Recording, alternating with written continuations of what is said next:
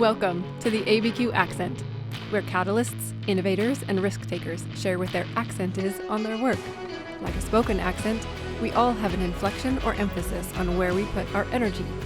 Join us to learn how these folks are putting their accents to work, building their vision of the future, and how you can get involved. Hi, everyone. This is Mariah Harrison with the ABQ Accent Podcast, and today I'm here with Ethan Watson, our city clerk. Welcome. Thanks for having me, Mariah. Yeah, my pleasure. I'm smiling because I really enjoy your presence. No pressure. I'm looking forward to this conversation. Well, it's great to get out of the paperwork and be here talking about all the important things that we do. That's a good point. And I will say we brought some of the paperwork with us, but thankfully this has been cataloged and is now in the vault. This is just for some prettification today. Yes, we did bring a couple copies of our city council's minutes from various decades. That's sort of a lesser known function of the clerk's office. We store the city council's minutes dating back to 1885. Right. Goodness. Yeah. Well, I was really impressed when Cristobal gave me a brief tour the other day of the vault of these books. And some of them we noticed, he pointed out, were handwritten from the earliest days. And it's just it's a critical sort of visual point for people to really understand the depths that you go to maintain your records. We do. And I think what's also interesting is you can see through the minutes the technological evolution, right? They go from handwritten to typeset to printed to now they're online. And so we've been there every step of the way. That's right. Accessible. So let's give a little bit of an intro again, because this is another sort of episode where I get to chat with you about the work that you do specifically. I would encourage people, if they haven't already listened to your first interview, to go back and listen. So this week, we're specifically focusing on National Clerks Week, whereas our last episode was about Sunshine Week. I'm just going to give a brief overview, like I said, and my understanding of Sunshine Week at the time, which was 2 weeks ago this year. That's about a month ago, I think. Yeah. So okay. Time flies. Time flies. Sunshine Week's mission is to educate journalists and the public about their rights to civic information. And Clerks Week really is more of a recognition of the clerk's office itself and the work that the clerk and the staff do. So, Ethan, since your appointment in March 2020, you've worked to improve the records management and request processes by digitizing, as you mentioned a moment before, frequently requested documents for online access. You've earned several awards, including the International Institute of Municipal Clerks Program Excellent in Governance Award. I knew I'd say governments. Right. It's governance. And the CMC certification, and presenting at national conferences. Ethan is also a board member of the American Society of Access Professionals, an organization dedicated to fostering excellence in handling FOIA requests.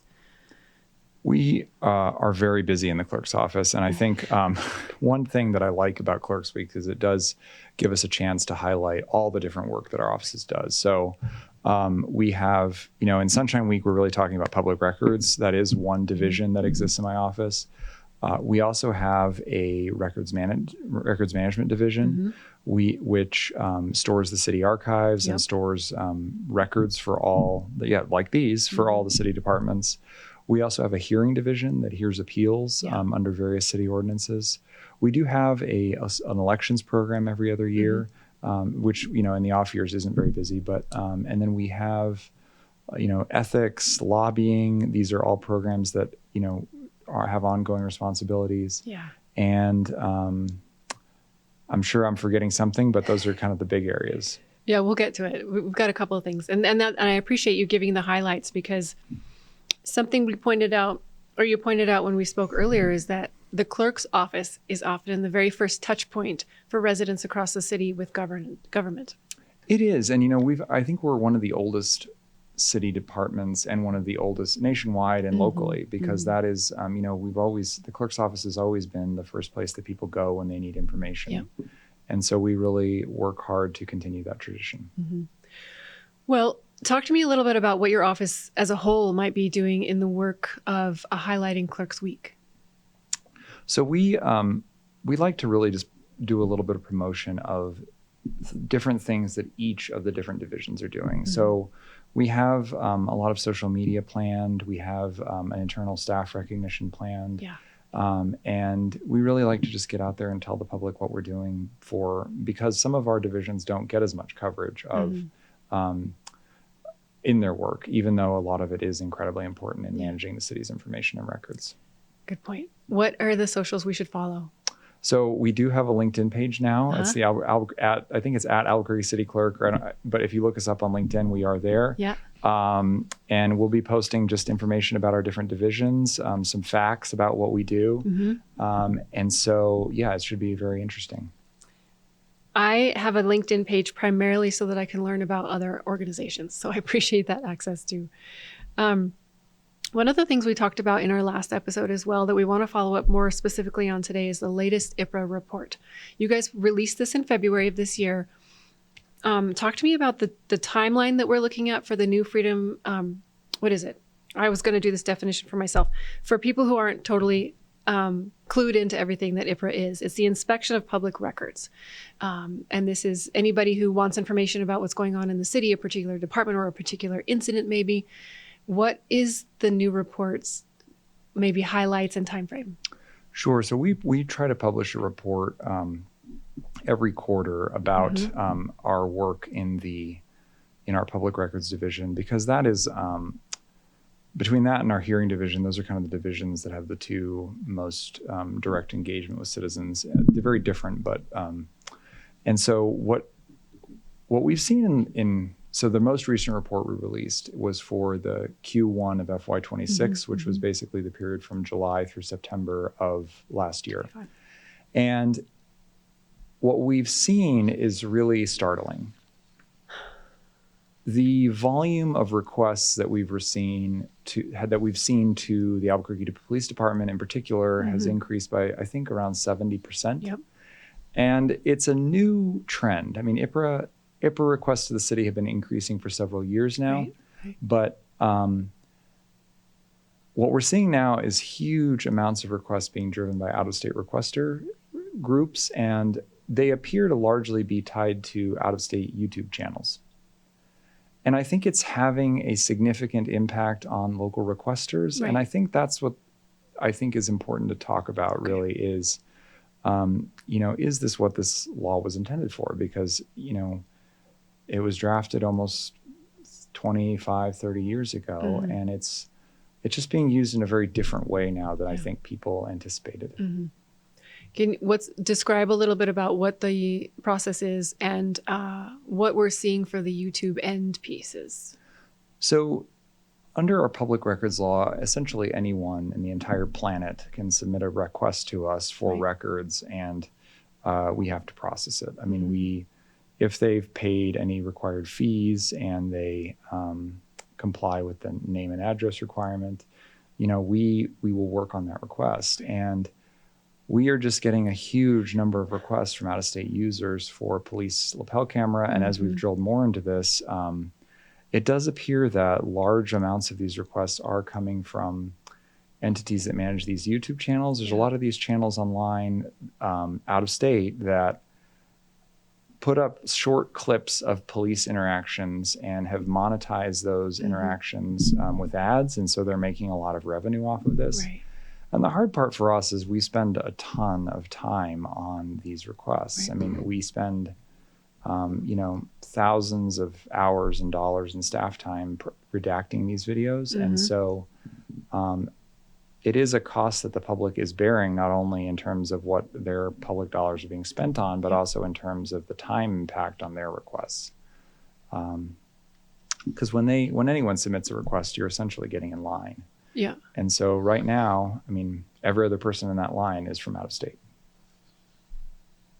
And possibly out of the country. Yes. Right. 10% of our requesters, although it's only 10%, I mean, it was a significant 10% in terms of the time we spent on them. But yeah, our largest requester group last year was in, I think, Bahawalpur, Pakistan. Yeah, I saw.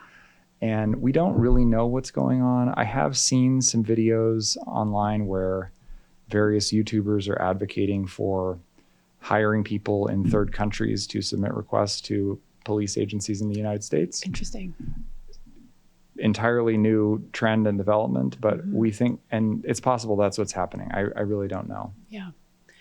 Well, and also to add more context, part of the reason why it takes so much time for your staff to fulfill these requests is because, like you said, they have to review hours and hours of footage and the redaction itself. So it's multiple layers of a response to a request and multiple reasons why it might take a certain number of days, or I think, weeks to get to these responses. There's so many ways to go with this. I wonder if you are discussing this type of trend with other clerks. Are you seeing this nationwide? So it is, from what I've followed in my work, both in national public records groups and also what I was hearing at Sunshine Week, it does appear that lots of agencies are experiencing this. And it does appear that states are beginning to address it. I mean, there is concern about the impact that these content creators are having on our public records processes because, local Burqueños and New Mexicans do need this information, right? I mean, if you're in a traffic accident and you need your traffic report, if you need the lapel video for that traffic accident, if you submit a request to me, I'm going to be balancing that request in line with another request from a YouTube content creator. And I think, again, the question is this what this was intended for?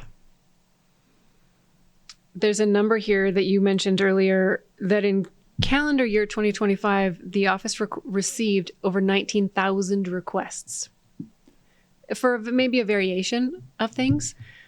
But if I remember correctly, in August alone, there was over 2,000 requests.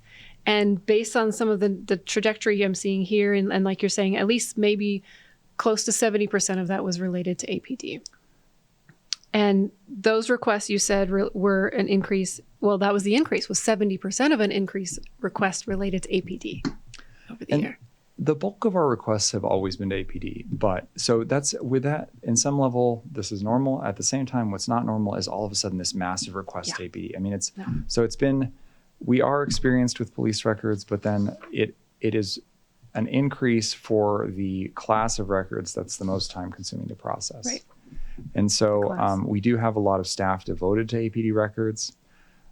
I will say on a positive note that even though our response time for large requests for lapel video and things like that has been impacted, for simple requests for just like reports, we are still able to get those out pretty quickly. Yeah. But for things that are more complex or more requests that are seeking more types of records, those are taking longer. What do you tell people? What's your outreach like, and what's your communication for this type of heads up?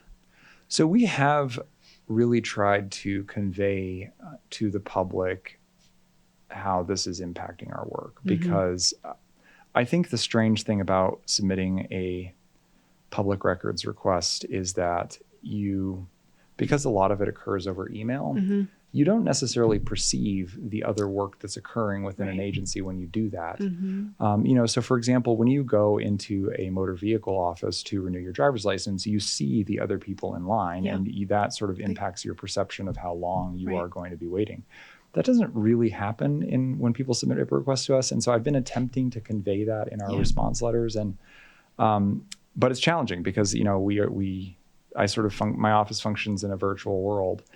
And so in addition to changing our correspondence with requesters, we've also been trying to do communication like this and media outreach, because it is important for people to understand that the massive influx of out-of-state requesters is impacting Burqueños. That's really interesting. I want to follow that thread a little bit more. You mentioned a moment ago that there are some other cities that are trying to address this. What do you think Albuquerque can be doing to address this type of, is there a larger picture that we can maybe be collaborating with other clerks to reduce that type of request, or start making maybe some legislative processes about this? So there has been a lot of discussion about this, and the legislature this year did create a task force to look at the Inspection of Public Records Act and how it's working. Good. And I've actually been named to it. And so we are going to be meeting soon to review this and review what other clerks are facing. And because it has been a big discussion, and I think it just continues to grow. And so, because I think the question is, what is the answer? I think there's a variety of solutions, but they do have impacts. So I imagine at the very basic level, you're trying to balance the access to information, which isn't going to go away. You know, Yeah. we all believe in a certain level of access to information. I mean, the freedom of information is a very real thing. I think it's sort of constitutionally ingrained in those of us that are especially working in the public sphere, with recognizing not only the impact on the staffers themselves and the ripple effects for the requesters otherwise, but what is going on in our society that there is a demand for this.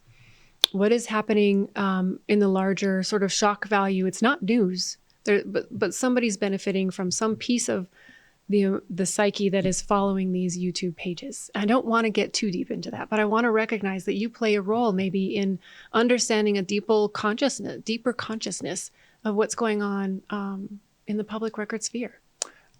I absolutely agree with all of that. I think it is a challenging conversation, because I think a lot of these out-of-state YouTube channels, they argue that they are media, and I think there is a healthy debate to be had about that. Mm-hmm. You know, they argue that they are media, and so they shouldn't be treated any differently than local journalists. But at the same time, I do think it's different. Right. I don't think, you know, it's clearly different than local media. I think or your traditional newspaper, Mm-hmm. and so. And it does, you know, all these public record systems are a little different. And I do think it's having, at least based on my experience in New Mexico, I think it's having more of an impact on public record systems that have extremely open structures. Mm-hmm. So New Mexico's law, you don't have to have anybody can submit here. You don't have to be a resident. You don't have to be a citizen of New Mexico or a resident of New Mexico. Yeah. And there's also a very limited cost structure, I mean, for everybody. Mm-hmm. And so I think the states that are like us, that have that structure, are seeing a bigger impact from these, because the YouTube channels know that we are a more accessible place for content. Yeah. Interesting. Well, we might have to do another episode to follow up on the review. Yes. You know, what's at play here? Who's involved, and how can we support a more robust system that supports the outcomes that more mutually benefits our residents and our requesters, that are doing things in a productive, meaningful way for those legal cases or advocacy or what have you. And journalism is a huge piece. Maybe just for my clarification, let's back up a little bit. Do you think that there is a clear percentage of how much requests are maybe local journalism or New Mexico State? So we do have some historical data on this. What's interesting is, like, historically for our office, the media have been a tiny percentage of our requests, less than 5%. Yeah. And so all of a sudden we're seeing these out-of-state requesters from these YouTube channels. And, you know, I don't know how you characterize them. If they are media, that is a significant change in the overall percentage of the requesters who are media. I think I was thinking traditional media. Yeah, I mean, so, but if they are not, then I don't know what they are. I mean, if they are just a commercial requester, then that does sort of align with our historical standards, because historically, commercial requesters have been our largest requester group beyond individual. I mean, it moves over time, but it's also different usage. So historically, individuals have submitted a large number of requests, but they typically just submit one request a year. Mm-hmm. Commercial requesters, there's a small group, but they do submit a large number of requests. And now I think we're seeing that trend on steroids. I mean, it's really these, yeah. Well, I keep fidgeting with these documents. And so for anybody watching on YouTube, the graphs aren't specifically pertinent to this piece of the conversation, because we had talked about backlog and we had talked about the growth overall in requests. But I want people to go to the new IPRA report, and we'll put a link on our page to that so people can better understand, which, by the way, was put together really beautifully. It's very legible. It's very accessible for anybody who doesn't understand this in the first place. Thank you to Cristobal and your team for the data collection. But I think it's an important moment if somebody even takes 15 minutes to glance at this report, if they have ever in the past or in the future, maybe we'll be putting in a request to understand what your clarification is about the amount of work. And where my head goes was, in terms of a visual, you and I are sitting here talking, and what people can see is what we look like and hear what we say. But in our mind, there's this big, beautiful picture of what's happening in the back of our lives and our other background thoughts, and maybe even things that are on the desk. But at the desks of the people receiving your requests, what I envision is a computer with one email and then libraries of data and work in front of them and behind them that really all kind of need to be collated and organized and responded to. So I hope people can better understand that, not only after this, but maybe taking a gander at the report. Absolutely. And that is why we do this. I mean, we really do want the public to understand the strange moment that we are finding ourselves in, because our volume has just increased so significantly over the last year. I may have made fun of one of my local lawyer friends for seeing their name on the list of requesters. But at this point, that's not what's funny. It's really, what's interesting to me is the bigger story about why these requesters are making this increase. And I would love for people to look at the graphs. Is there anything else you want to say about IPRA or the goings on in that area? No, I mean, our team is working incredibly hard. And I think overall, again, for small requests, our response time has stayed within a great trajectory. We are able to close small requests pretty quickly. I think where we're seeing the impact from the out-of-state requesters is on our larger requesters, and that is it's having a toll. And so, if the public is concerned about this, there is going to be more debate this year happening about that issue. And if this is right, there's 28 dedicated staff to all of those departments, or mostly requests. So we have around, it fluctuates a tiny bit, but 28 people in our department working on public records requests. Okay. Most of them do focus on APD requests because that's the bulk of the work, and that tends to be the most time consuming. I need more time to drill down on the data. Oh, next time we're coming in with a whiteboard, you guys. That sounds good. Okay.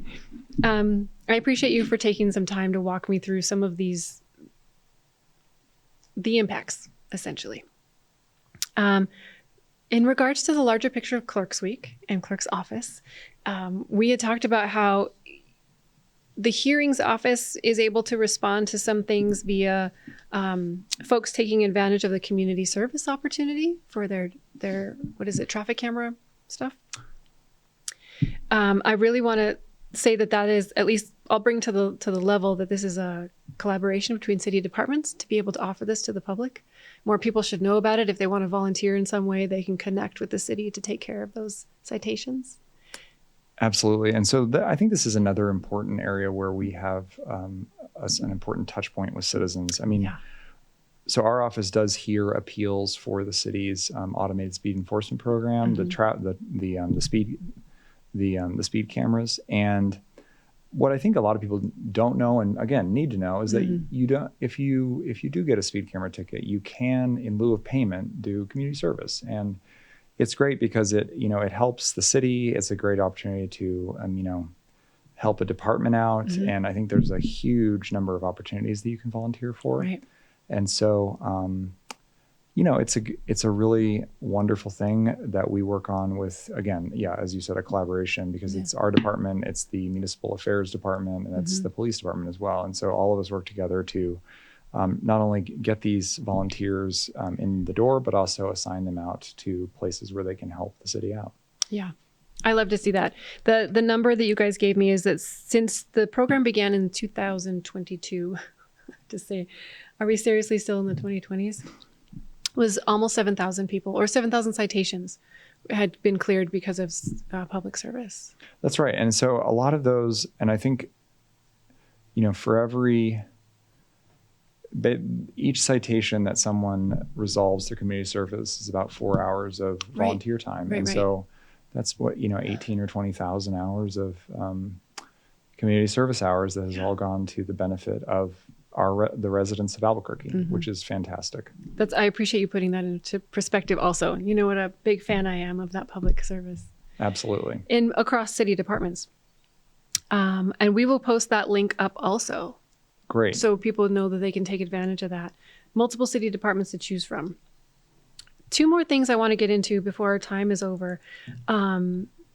You guys also support the public financing piece of elections. And you've been tracking it for a number of years, participation.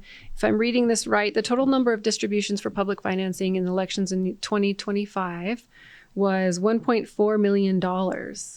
And let's see, 7 people were able to qualify for that amount. That is the kind of money that lifts people up who normally would not have money for being able to run their own election. It allows, well, that I said it. That's simply sort of what the purpose is. Can you describe it in your own words in a better way? I think that's that is really the research has shown across the country that one of the primary benefits of public financing is it does allow candidates who've never run before to get financing to run a competitive campaign and run for office. And I think that's, our program does have a number of different reasons it was enacted. There's a lot of history behind it, but I do think that's one benefit that has been demonstrated over and over again in research is just that it helps people who don't have a donor pool to run for the first time. And so we've seen, I think that's one thing that's really exciting about our public financing program is we've historically seen a lot of interest from all types of candidates, and it's repeated. So they've run publicly financed over and over and over again, and we're excited to see that because it fosters a lot of civic engagement in the program, and so we do have a lot of citizens every year who are donating $5, and it's a very dynamic program. Well, and that's the other piece of that is it's not for big donors. It is meant to be also for small donors. At least at the minimum of $5 is what makes up sort of a cruise to all of this access. Absolutely. And the way every program is a little different, but the way the city's program works is that it is, your $5 donations are what provide you access to the distribution. And so you don't have to raise, you can raise a little bit of seed money if that helps get your campaign off the ground. But if you can just get the $5 donations, you can qualify for the public financing distribution. Love it. And in council races, that's going to be $40,000 to $60,000, and in the mayoral races, it's significantly more. But it is enough we've seen to run competitive races. Right. Well, I think Mayor Keller has taken advantage of it, or has qualified numerous times. And as you said, whether it's city, it doesn't really matter the level of government that you're running in. The amount of money is accessible to you, and it's explained on the page what you're eligible for and how to use it and how to maintain records for that. Absolutely. And so we administer the program, and so we've worked to really make it easier throughout the history of the program, to make it accessible broadly to everyone. So in 2020, during the pandemic, we built, our office built a website to make it so that people could gather the $5 contributions online. Right. That has been very popular. Some candidates are now qualifying exclusively with the website, which is exciting. And so we are continually examining the program and trying to make it more and more accessible so that everyone can really partake in it. I appreciate that. So anybody who's been thinking about running should really look up this information. It might be sort of the thing that gets them over the hump. Absolutely. Yeah. Again, I would love for people to go back and listen to our last episode, because there's a couple more personal notes about Ethan and how wonderful he is and how involved and creative he is. And the amount of life experience that you have that has brought you to this place, all of us are benefiting from. And what I see is that you're not only constantly leveling up the office, but you're leveling up your own engagement at the national level. People are coming to understand what a leader you are in improving systems. So before we wrap up, two more things. I think I said two a moment ago, but I'm going to add one more. What would you say your top 3 best practices are in reference to a recent presentation you gave at the national conference? So thanks for bringing that up. I was excited this year to be invited through the American Society of Access Professionals to present at the National Sunshine Week in DC on agency best practices in processing public records requests. And the 3 things that I think I highlighted as critical were, first, just efficiency. I think you do have to examine your process from start to finish and identify if there's ways you can just make the process more efficient. Second, we've always prioritized requester engagement. With as many requests as we are now dealing with, engaging and connecting with requesters and trying to really understand the core of what they are seeking is critical, because it can actually reduce the response time significantly, right? If sometimes people word things in a way that they may not perceive how much they are requesting. Yeah. And if we can just kind of connect and identify, okay, this is what you're looking for, we may be able to resolve that more quickly. And so having that dialogue is absolutely essential. And finally, I think it's always important for all programs across government to just constantly re-examine what they're doing. And I think that's been an important part of our work, is just re-examining and reinventing ourselves as we've adapted. Yeah. I mean, when I started at the city, we were getting 6,000 requests a year. So we got, as of today, April 1st or wherever we're at, as of this quarter, we've received 7,000 requests. So we are now getting in 4 months what we used to get in 12 months. Right. And that is just astounding, right? Yeah. I mean, we are a different program than we were 7, 8 years ago, and I think it's important that we just keep evolving, and that's really a critical piece of success, I think. Yeah. Being conscious of not only needing to evolve within the internal structure, but that there will be new and evolving needs externally, as we're seeing right now with your requests, why people are requesting a particular thing, who's requesting it, and then how to adapt to that within your structure or create something, new processes. I really feel like that is something you're cognizant of and want other people to be too. Absolutely. And we do think that's something that everyone can do more of and do better, is just to, what are ways that we can adapt to this? How can we change what we're doing? And, even if we really like what we were doing 3 years ago or 5 years ago, is it still working for us? And it may not be. And so it may be, sometimes you just need to turn the page and adopt something new. Right. So in our last couple of minutes, is there anything else you'd like to leave, or messaging that you'd like to say, and something you want to leave us with? We are a really important contact point for citizens in Albuquerque, whether it's through our hearings office, through our archives, or through our public records group. And but the work is challenging. I mean, I think you can't understate how challenging the work is. Right. And so we are trying to adapt, but we just encourage sometimes a little patience because of where we confront difficulties. But we are working our hardest to make sure that citizens have access to the records and information that they need. Yeah. You and your entire staff, you set a really great example for this. I appreciate your time, and I appreciate the energy that you're putting into educating people who might be interacting with your office. Every little bit helps from both sides. A little bit of respect goes a long way. Hard work on your end, same thing. Well, we appreciate you for highlighting our work, because it's this clerk's office does not often get a lot of coverage, and this is an important opportunity for civic engagement. It is underappreciated, and I got your back. Thanks. Thank you, Ethan, so much. Thank you for having me. Yeah. And we hope other people come back for another ABQ accent.